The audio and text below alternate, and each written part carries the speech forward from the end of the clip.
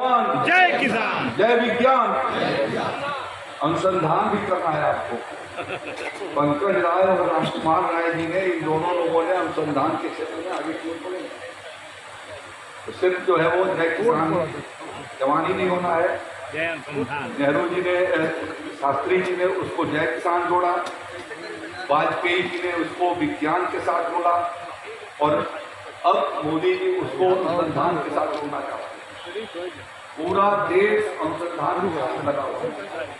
2047 तक अपने देश को दुनिया का सर्वश्रेष्ठ देशों के रूप में कैसे खड़ा करना है, इसके लिए निरंतर हमारे प्रयास हो रहे हैं। और उसी प्रयास के भीतर आज इस किसान गोष्ठी में यहाँ उपस्थित जिन्होंने आयोजन इस कार्यक्रम का किया, जय मां कष्टहरणी फार्मर प्रोड्यूसर कंपनी लिमिटेड के अध्यक्ष श्री पंकज राय जी, श्री वीरेंद्र कुमार राय जी, भारतीय जनता पार्टी के जिले के उपाध्यक्ष श्री जिला श्यामराज तिवारी जी, क्षेत्रीय मंत्री किसान मोर्चा भारतीय जनता पार्टी कृष्णानंद राय जी, जिला मंत्री रविन्द्रनाथ राय जी, ब्लॉक प्रमुख जितेंद्र सिंह जी, जिला पंचायत के सदस्य अनिल कुमार राय जी, जिला सहकारी बैंक के डायरेक्टर नरसिंह सिंह जी, जिला कार्य समिति सदस्य टुनकुन सिंह जी, विनोद राय जी, संपूर्णानंद उपाध्याय जी, सनातन राय जी, योगेश कुशवाहा जी, शशांक राय मंडल अध्यक्ष भारतीय जनता पार्टी भावलपुर, कृपा शंकर जी, डॉक्टर विनोद कुमार सिंह कृषि विज्ञान केंद्र गाजीपुर, हमारे जेडी आशुतोष मिश्रा जी, एसएन द्विवेदी जी, यहाँ के जिला कृषि अधिकारी और उप निदेशक कृषि उद्यान विभाग के जेठो साहब, कॉपरेटिव विभाग के अधिकारी और यहाँ उपस्थित सभी अन्नदाता किसान भाइयों, माताओं, बहनों और एफपीओ के सभी मित्रों और कृषि विज्ञान केंद्र के सभी वैज्ञानिकों, मीडिया के सभी हमारे मित्रों, आज के इस किसान मेले के लिए मैं मां कष्टहरणी फार्मर प्रोड्यूसर ऑर्गेनाइजेशन को अपनी ओर से आभार प्रकट करता हूं कि उन्होंने यहाँ पर हम लोगों को आने का अवसर दिया। और विगत कई वर्षों से मैं देख रहा हूं कि 2-3 वर्षों से कैसे सब्जियों की खेती का विस्तार किया जा सके, उसके ऊपर विशेष रूप से वो प्रयास कर रहे हैं। और उन प्रयासों के माध्यम से किसान भाइयों को निःशुल्क नर्सरी के रूप में पौधे उगा करके और उनको उपलब्ध करवाते हैं। जो काम आपको करना था वो काम पंकज जी कर रहे हैं, और यदि आप सब मिलकर के करना शुरू कर दें तो पूरा गाजीपुर सब्जियों के लिए एक हब के रूप में खड़ा हो सकता है। हमारा मिर्जापुर उसके लिए हब के रूप में खड़ा हो सकता है। और इसलिए ये गोष्ठी के भीतर मैं इसीलिए आया कि आज धान, गेहूं, मक्का से ज्यादा हमको फायदा सब्जियों की खेती करने में है। दुनिया के भीतर सब्जियों का उत्पादन बहुत कम है, विशेष रूप से अरब क्षेत्र के भीतर तो बहुत ही कम है। तो यदि हम उत्पादन करते हैं तो हमको दुनिया का एक बड़ा बाजार हमारे पास उपलब्ध होता है। रूस के भीतर कम है, जहां हम इसको उपलब्ध करवा सकते हैं। अभी थोड़े दिन पहले आम लेकर के हमारे यहाँ के किसान और हमारे कुछ किसान उत्पादक संगठन और व्यापारी लेकर के और मॉस्को गए थे, और 2000 टन आम हमारा गया था उस समय, लगभग 20,000 कुंटल। और 20,000 कुंटल एक आम वहाँ के रसिया के लोगों ने एक आम उसमें से उठा लिया, ले लिया, उनको दिया गया।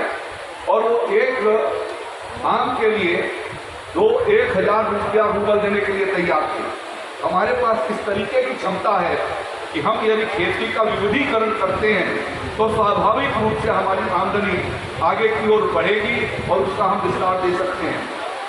यहाँ पर विगत वर्षों से अनेक प्रकार के सब्जियों की खेती अच्छे तरीके से हो रही है।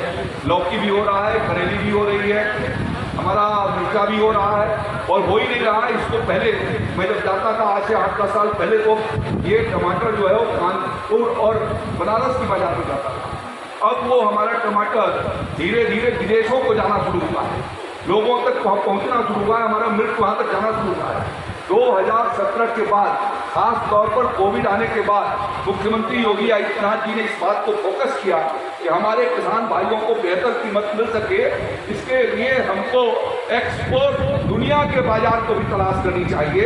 और दुनिया के बाजार को तलाश के जाने के लिए बनारस में एक हम लोगों ने अपना वहाँ पैकेजिंग हाउस तैयार किया हुआ है, जिसके भीतर ये सारी सब्जियाँ कैसे उनकी एक साथ जो है ऑटोमेटिक तरीके से उनकी सफाई हो जाएगी, उनकी पैकेजिंग हो जाएगी और वहाँ से उनका एक तरीके से ग्रेडिंग भी होगी। और ग्रेडिंग होने के बाद जो एक्सपोर्ट लायक वैरायटी होगी, उस वैरायटी को हम बाहर दुनिया के बाजार में बेच सकेंगे और अपने देश के अन्य राज्यों में भी उसको पहुँचा सकेंगे। इसी प्रकार की सुविधाएं अनेक जगहों पर हमने अमरोहा के भीतर खड़ा किया है, लखनऊ के भीतर खड़ा किया है और सहारनपुर में हुआ है। आगे आने वाले दिनों में हम गोरखपुर में भी उसको बनाने वाले हैं। ये इसलिए हो रहा है ये सारे काम जो अनुसंधान की बात हमने कही कि हमारे विज्ञान के साथ जोड़ने के साथ जैसे जैसे हम आगे की ओर बढ़ेंगे और एक मुफ्त खेती करने का काम जिसको क्लस्टर कहा जाता है, एक साथ एक मुफ्त खेती, यदि हम प्रत्येक की बड़ी मात्रा में खेती करेंगे तो हमको बाजार तक जाने की जरूरत नहीं होगी। खरीदार आपके खेतों पर आकर के खरीद करके ले जाएगा। मैं कोविड काल के बीच में जब अलावरपुर आया था तो मुझसे एक दिन उसी समय पहली बार मेरी पंकज राय से भेंट हुई और इन्होंने इस बात को कहा कि मैंने अपने फार्म गेट से यानी अपने फार्म पर से यहाँ पर हम लोग मौजूद हैं, यहाँ से कोरोना काल में हर सब्जी हमने 10 रुपए के हिसाब से दिया। जब उन्होंने कहा कि एक दिन भी हमको बाजार में मोहताबाद पहुंचाने की जरूरत नहीं पड़ी और न हमको ये खोजना पड़ा कि खरीदार कहाँ से आएगा, वो सारे खरीदार यहीं पर मिल गए। यही काम एफपीओ के द्वारा चलाया जाना है। हमारी विभिन्न प्रकार की योजनाएं हैं, जिन योजनाओं के माध्यम से एफपीओ को भी हम उन्नत कर रहे हैं और इसी के साथ साथ अपने जो किसानों की समितियां हैं उनको भी आगे बढ़ाए जाने का काम हो रहा है। अभी के लोगों को मैंने कहा हमारी साधन सहकारी समितियों को समाजवादी पार्टी के लोगों ने चूस लिया था। उसका जो किसान का डिपॉजिट था वो किसान का पैसा वो लूट करके चले गए। कोऑपरेटिव बैंक का भी लूटा और साधन सहकारियों समितियों का भी लूटा, जिसकी वजह से हमारी ये समितियां कारोबार नहीं कर पा रही हैं।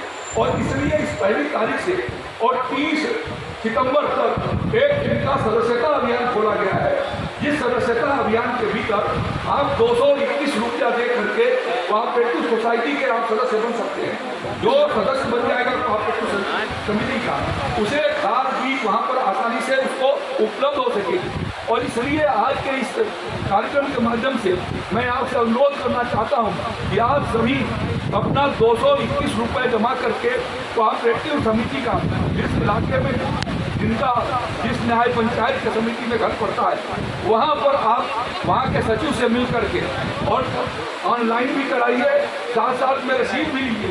रसीद इसलिए मैं कह रहा हूँ कि इनकी आदत पहले की रही है, ये पैसे का हेरा फेरी करते रहे, जिसकी वजह से हमारे बैंक बर्बाद हो गए, जिसकी वजह से हमारी समितियाँ आपको खाद नहीं पहुँचा रही थी। कृषि विभाग ने उनको 250 करोड़ रुपया दे करके और कैसे आपको समय पर खाद मिल सके इसकी व्यवस्था करा रखा है। लेकिन ये आगे के दिनों में अच्छे तरीके से हो, इसके लिए जरूरी है कि हम इसके सदस्य बने। आज पिछले वर्षों के भीतर मोदी जी की सरकार ने जो किसान पैदा करता है, चाहे वो धान पैदा करता हो या मूंग पैदा करता हो या उड़द पैदा करता है या मूंगफली पैदा करता है, सबकी कीमतों में एमएसपी के न्यूनतम समर्थन मूल्य पर, चाहे वो बाजरा और ज्वार हो, सबको खरीद की ओर ठीक प्रकार से व्यवस्था बनाइए। और इसलिए आपसे मेरा आग्रह होगा कि हमको विभिन्न प्रकार की खेती करना, जैसे अभी थोड़े दिन पहले